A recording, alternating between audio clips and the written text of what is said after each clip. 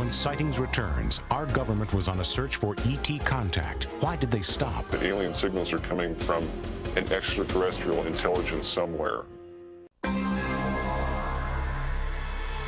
In 1992, on the 500th anniversary of Columbus's voyage to the New World, NASA embarked on its own voyage to deep space. They devised a program called SETI, Search for Extraterrestrial Intelligence. Their mission? Use the world's most powerful telescopes to search for signs of life in outer space. I think if our government knew that we got signals, a dedicated signal from outer space somewhere, they'd clamp a lid on it. After less than a year, Congress pulled the plug on SETI. Some insiders claim it was because SETI had made contact and the government didn't want us to know what they knew. If the powers that be knew I was talking to you, there would be a high price for me to pay. Our anonymous source is an engineer inside the space program. He's been warned not to go public with what he knows about SETI. He recalls an earlier time when there were fewer secrets and higher hopes. If they get nothing, it's been a worthwhile venture because we've tried. If they get something, it'll be the greatest discovery of mankind.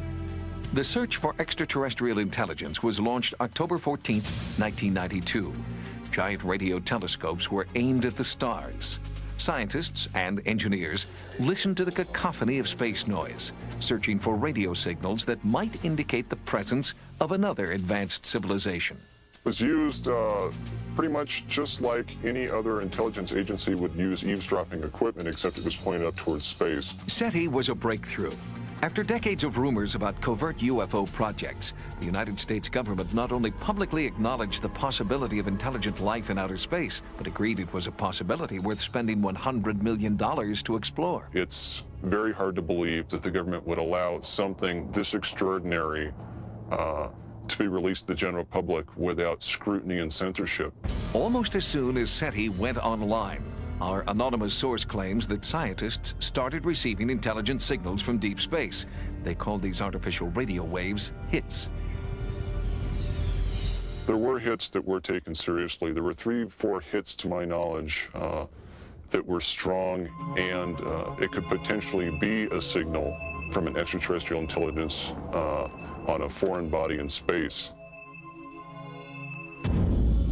Located in the Mojave Desert at Fort Irwin, California, Goldstone Station is a quiet, isolated place where scientists have seclusion and military security.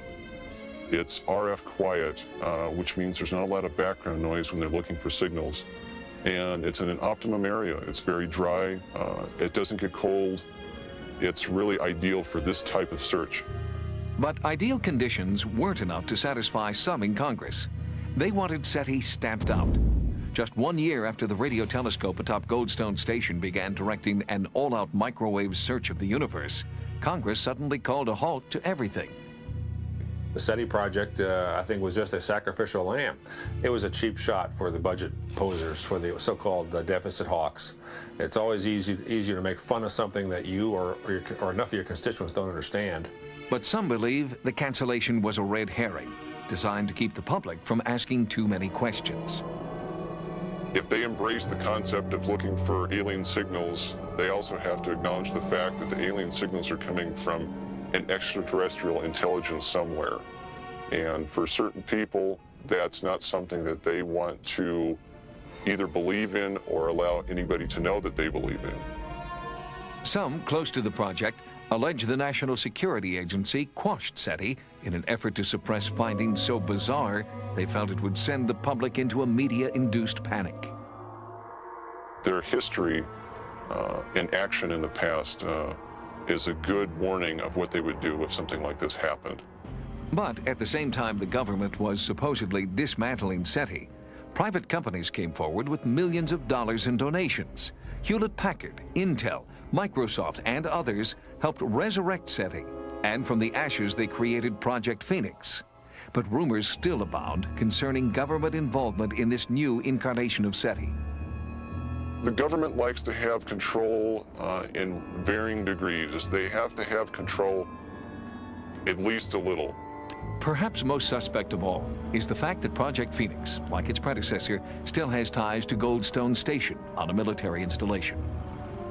If the hits do come down, they will be suppressed, and I don't think anybody will take a chance. The government would never make that leap of faith that the public would be able to handle the fact that we are receiving intelligence signals from another race, creature, something from somewhere else. SETI was not the only government-funded program searching for signs of intelligent life in the cosmos. JPL, the Jet Propulsion Laboratory in Pasadena, California, had begun an all-sky survey in 1993. But it, too, has been abruptly halted with no plans for results.